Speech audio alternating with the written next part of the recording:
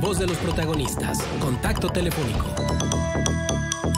Nos da mucho gusto tener esta oportunidad de conversar con el maestro Paco Ignacio Taibo II, quien es, como sabemos, un político, activista, escritor, por supuesto, director del Fondo de Cultura Económica, que nos va a hablar de la conferencia Ruta Villa Vive, La Patria Sigue, una charla que se ofrecerá este sábado 22 de julio en Torreón a las 12 del mediodía en el Murel, en el Museo Regional de La Laguna. Hoy, que es el centenario del asesinato de Francisco Villa, que lo hemos venido platicando a lo largo de la mañana, y bueno, qué mejor con un especialista en el tema. Paco, gracias por estar con nosotros. Marcela Pámenes, Arturo González y servidor Manuel Cerrato, con el gusto de saludarte. ¿Cómo estás? Buenos días. Un placer, muy bien, a punto de arrancar ya la ruta que va a empezar hoy en el museo, en el Monumento a la Revolución, enfrente de la tumba de Pancho Villa. Precisamente. Un personaje lleno de claroscuros, un personaje como muchos de los próceres de la historia, pues lleno de mitos, con amantes y detractores. Muy complejo la figura de Francisco Villa. Paco, ¿qué nos puedes decir tú con la expertise que tienes? Bueno, yo creo que los grandes personajes históricos, todos ellos son complejos. Cuanto más profundizas, pues más complejos. Y cuando tienes un personaje que vivió más de una vida, pues más aún todavía. No puedes olvidar que el niño rebelde que se rebela contra la injusticia de los dueños de la hacienda donde es leñador y que muy posiblemente atentan contra su hermana y que se tiene que ir al monte, ¿sí? Y que vive 17 años como bandolero, es inevitable que cree una relación con la realidad, con la vida, con el conocimiento, con la supervivencia. Villa, a lo largo de los años, creó un detector de mentiras que le funcionaba re bien. Pues, ¿de dónde surge este detector de mentiras? Pues de estos 17 años de bandolero, en el que si no tienes cuidado con a quién le sonríes, a quién le crees, vas a entrar en una población y te van a estar esperando detrás de las ventanas hombres con Winchester. ¿Sí? Sí. Entonces este detector de mentiras que, por ejemplo, hace que adopte a Madero de inmediato, con verdadero fervor, y que siempre tenga reticencias frente a la figura de Carranza, ¿no? Es un hijo de su vida previa, un hombre que nunca se despertaba en el lugar donde se acostaba. Y hay decenas de testimonios que demuestran este extraño hábito, que es en plena campaña en León, entra en un hotel, se acuesta a dormir, pero en la mañana cuando lo vienen a buscar, la ventana está abierta y se salió por la ventana y se fue un descampado a dormir con la rienda del caballo atada al pie. Este personaje que tiene estos hábitos, siendo general del ejército más importante que se haya construido en América Latina, la División del Norte, históricamente, pues inevitablemente claroscuros, viene del mundo de la violencia, del bandidaje, y se convierte en la violencia de la revolución, una revolución tremendamente violenta. Y entonces, bueno, la leyenda negra ha sido ampliamente estimulada y alimentada por razones de simpatías con un proyecto popular o antipatías hacia este proyecto popular. Entonces de repente te encuentras leyendas que se han instalado en la mentalidad popular. Con Villa era borracho. Pues mentira, Villa era abstemio. ¿Y de dónde lo sacan? Pues del cine norteamericano, que lo mostraba como borracho.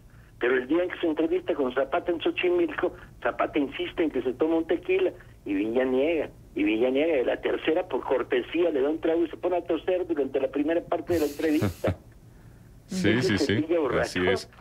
Oye, Paco, bueno, entre tu producción literaria, pues destacan algunos libros precisamente sobre Pancho Villa, por ejemplo, el de 2013, Pancho Villa toma Zacatecas, el de 2006, Pancho Villa, una biografía narrativa. Aquí en Torreón, bueno, pues obviamente las tomas de Torreón por los villistas, lo comentábamos también un poco más temprano, mucho tiempo había estas versiones que erróneamente le atribuían la matanza de chinos en Torreón, cuando posteriormente eso se ha desmitificado. Antes Villa no estaba ahí. Exactamente. Había villistas ahí. De hecho, la División del Norte no estaba formada en esa época. Exactamente, sí, algo que se ha desmitificado y que precisamente se ha corregido con rigor histórico. Ahora, ¿qué otras escenas de la vida de Pancho Villa destacan en su paso aquí por La Laguna, por Torreón? ¿Qué nos puedes contar de la presencia villista aquí? Muy interesante. Yo creo que una parte de la conferencia que vamos a tener ahí va a ser para destacar por qué La Laguna era central en la propuesta revolucionaria del villismo. Era central porque el algodón lagunero iba a darle los dólares para comprar armas, pienso, avituallamiento en Estados Unidos. Y él lo tiene muy claro, pero lo tiene muy claro siempre, porque cuando inicia Zapata su ofensiva hacia Veracruz y Villa se va a Tampico para derrotar a los carrancistas y luego regresa a Jalisco, su preocupación eterna era no perder el eje de la Laguna, ¿sí? Y la retaguardia chihuahuense. La revolución no fue una revolución de posiciones, fueron ejércitos móviles, ¿sí? A diferencia de lo que estaba pasando en Europa en esos años. Es interesante hacer historia horizontal y ver qué estaba pasando en el 15, en el 16 en Europa. Y cuando de repente narras una carga de la caballería villista de los Dorados, la comparas con los ulanos en Europa y dices, son dos mundos. La carga villista es la modernidad y los ulanos son el siglo XIX. ¿Sí? Y eso explica por qué de repente en las academias militares, en West Point o en las academias militares de Finlandia, estudian la carga de caballería villista, ¿no? Wow. Paco, te saluda Arturo González, buenos días.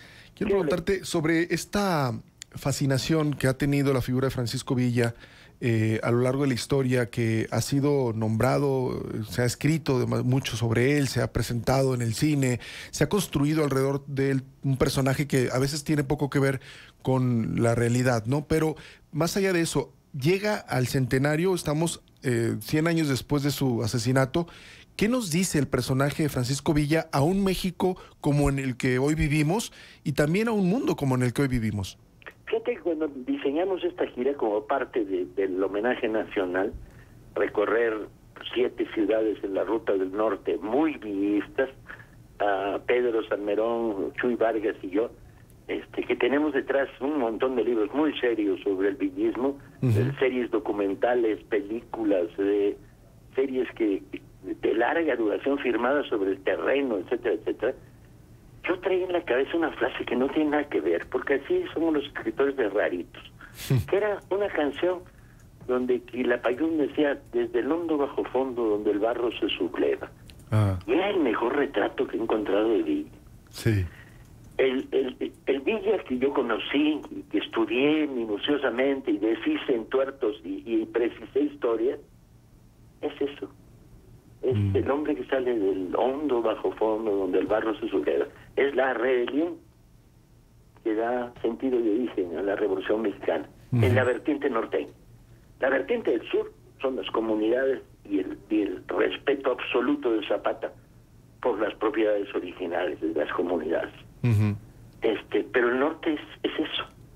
Es esta extraña rebelión que acumula rancheros desposeídos de la tierra, maestros de escuela de pueblo, ferrocarrileros, ladrones y bandoleros, para dar forma a esa maquinaria de guerra, la más importante que ha habido en la historia de América Latina, que fue la División del Norte.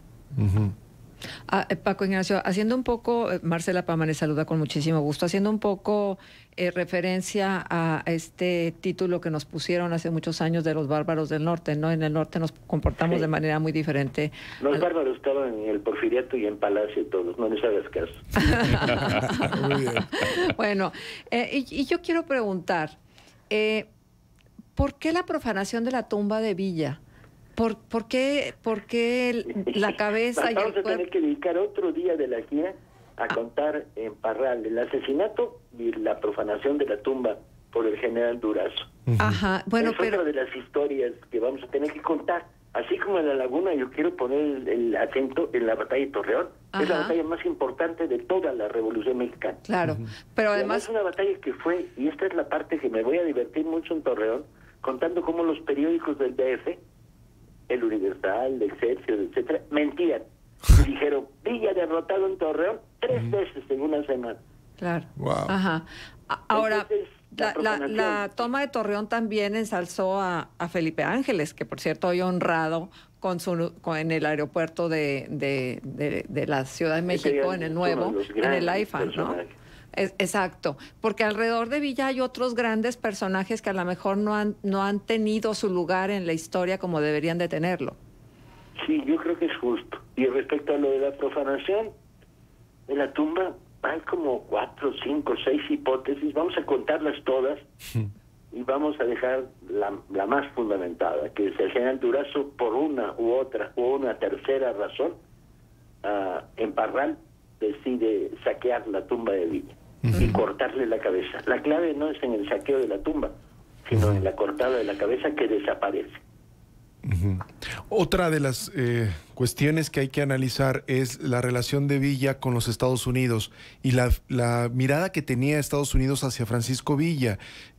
Se habla mucho del famoso, la incursión en Columbus, etcétera, pero ¿cómo veía Francisco Villa a los Estados Unidos y cómo veían los Estados Unidos a Francisco Villa? Yo creo que hay dos momentos claramente separados. En la primera etapa de la revolución, en la etapa maderista, y en la etapa de la revolución contra Victoriano Huerta, la prensa norteamericana tiene un fuerte impacto pro-villista, una parte importante.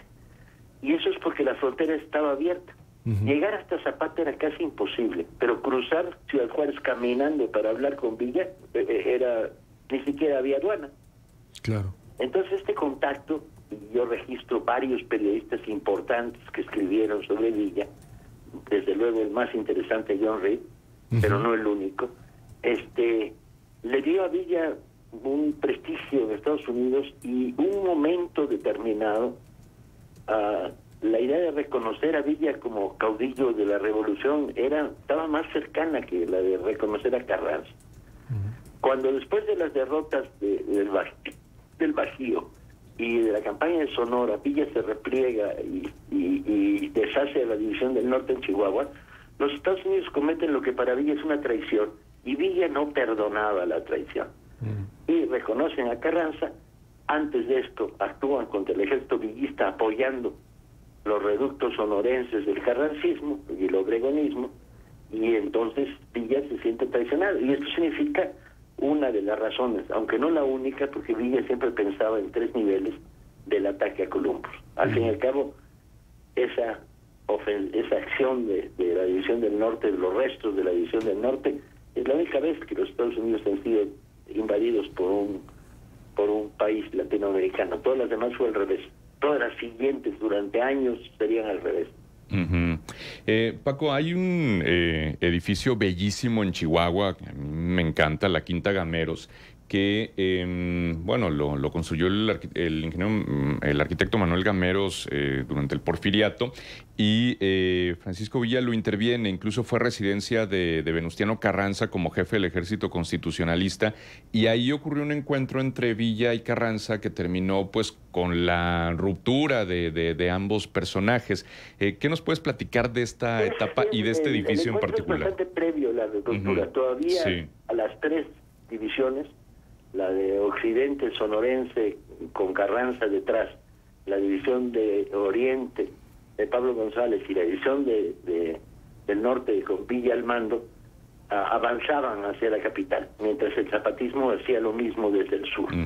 Esta reunión con Carranza fue previa, pero no sé si recuerden la fotografía. Hay una foto, ahí todavía no había habido ruptura entre Villa y Carranza, pero hay una foto.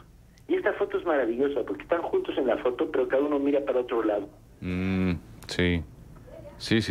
Muy significativa en ese sentido. Con mirada ceñuda los dos. No le daba confianza. Exacto. Uno al otro y el otro al uno. Para Carranza, Villa era un indisciplinado y loco representante de la rebelión popular. Para Villa, Carranza era un político porfiriano reciclado. Sí, exactamente.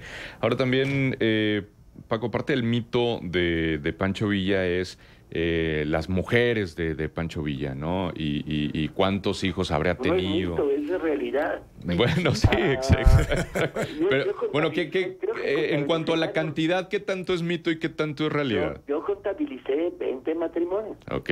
Wow. Porque luego dicen que se casó oficialmente más de 70 veces. Digo, ese era el mito. La realidad es que fueron 20 y tantas. Subir a 70 exagera. Sí, pero estos exacto. 20 relaciones amorosas, digamos, intensas, muchas de ellas con papeles. Ajá. Hay una muy chistosa que se casó una vez, 2 veces con la misma mujer. Ah, caray. Mi teoría es porque se la había olvidado o porque ya dijo que no encontraba los papeles. Porque ya les estaba dando la vuelta. Villa tenía esa teoría polígama, nacida de su vida dando heredero. Tener una mujer en un rancho apartado era crear una base de apoyo.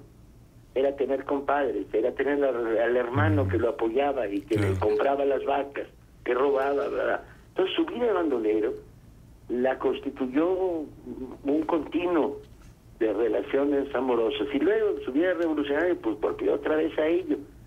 A veces mantenía una semi-monogamia mientras tenía relación con una. Y luego rompía y tenía relación con otra. Lo único que podemos decir en su favor, que era polígamo, eso no hay ninguna duda. Lo que podemos decir en su favor son 2 cosas. La primera es que todos sus hijos los protegió, los cuidó y trató de alimentarlos y mantenerlos. De hecho, tuvo hijos de varias mujeres cuando se retira en Canutillo, de varias de sus esposas, ¿no? Y esa es una. Y la segunda es el famoso discurso de Torreón, cuando sale hacia Zacatecas, donde hace Villa no era un hombre de discursos largos, discursos muy breves y muy dicharacheros. Contaba historias a sus secretarios, a sus amigos, en las hogueras. Pero ahí hay un discurso muy breve, registrado por los medios, por la prensa, donde dice, muchachos, si se encuentran con muchachas y ellas quieren, pues cásense, hombre, qué prejuicio, qué daño hace. Y es curioso, les propone el matrimonio como una forma de seguridad hacia las mujeres que se quedaron atrás en la lucha. Mira. Y la segunda es la declaración. Pero si alguien fuerza, y usa la palabra forzar, a una muchacha, pena de muerte. Vaya, es interesante, muy interesante. Los que dicen que Villa era machista, todos lo ignoran. Claro. Ahora, yo quiero preguntar otra cosa, Paco Ignacio. La verdad es que luego estos personajes pareciera que no tienen estos diálogos internos, esta introspección, estos conocimientos como para ir más allá del hecho mismo de la batalla que el día exige. ¿Cómo era Villa en este sentido? ¿Sí tenía conciencia? ¿Sí tenía valores? Esa pregunta me encanta. Me pasé horas y días enteros averiguando cosas que aparentemente son intrascendentes. Por ejemplo, ¿qué leyó a lo largo de toda su vida? ¿Y cuándo lo leyó? ¿Y qué impresión le causó lo que leía? Porque él es un lector tardío, ¿eh? De niño no estaba alfabetizado. Y la primera vez que firma algo es porque le pide a alguien que le haga la firma y él la dibuja.